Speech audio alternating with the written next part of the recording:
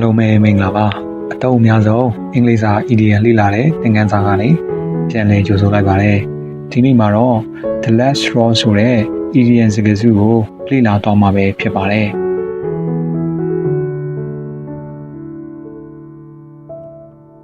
It's just a haircut and some clothes. No, it's the last straw. I can't take anymore.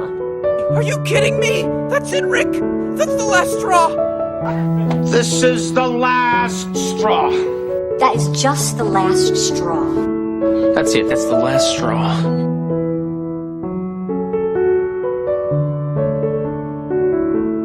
the last straw ဆိုတဲ့အတုံးလုံးက the straw that broke the camel's back ဆိုတဲ့အတုံးလုံးကနေဆင်းသက်လာတဲ့အတုံးလုံးပဲဖြစ်ပါတယ်အတူကောင်းအနေနဲ့ the last straw လို့သုံးတယ်လို့ the final straw လို့လည်းသုံးပါတယ်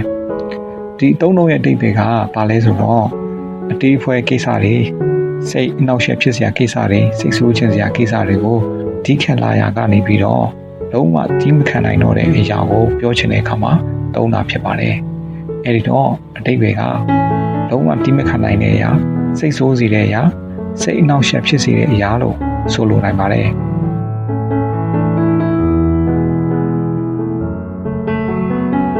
ဒီစကားစုကိုအသုံးပြုထားတဲ့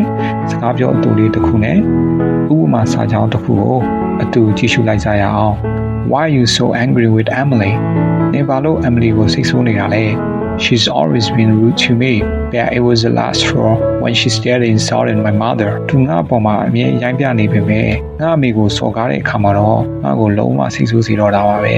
ဥပမာ I could put up with his delays and missed deadlines, but when he claimed the work was unimportant, that was the last straw. သူကြံ့ကြာမှုတွေနောက်ဆုံးရက်မှာမပြီးတာတွေကိုငါတီးခတ်နိုင်ပေမဲ့အလုပ်ကအရေးမကြီးဘူးလို့သူပြောတဲ့အခါအဲ့ဒါကိုပြီးမခံနိုင်တာပဲ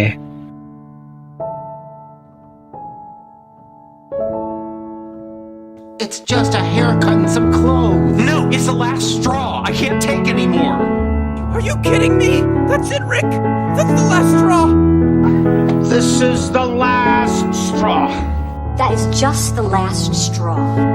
That's it, that's the last straw.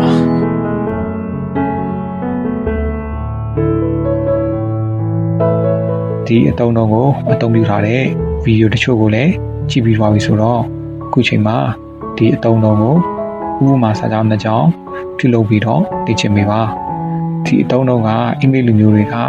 လုံးဝတီးမခံနိုင်တော့ဘူးကွာလုံးဝစိတ်ဆိုးတယ်ကွာစိတ်အနှောက်အယှက်လုံးဝဖြစ်တယ်ကွာလို့ပြောချင်တဲ့အခါမှာတုံးတဲ့အတုံးတော်ပဲဖြစ်ပါတယ်